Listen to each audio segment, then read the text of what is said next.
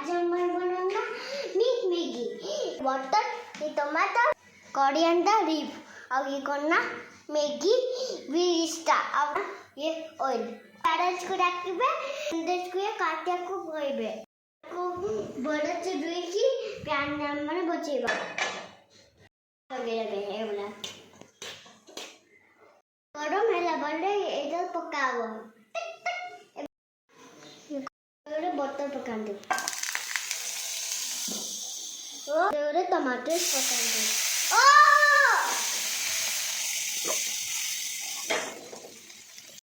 Maggi रो टमाटर कंचा खाइबोनी जल्दी करो अब ये तो देखी रहो क्यों खाएगा करना मैगी रो पाउडर ओए पके वाला नकी वाइस तो बेच करे कमेंटारी के लो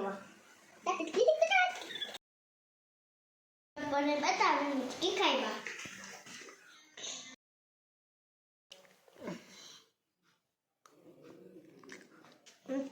बाबा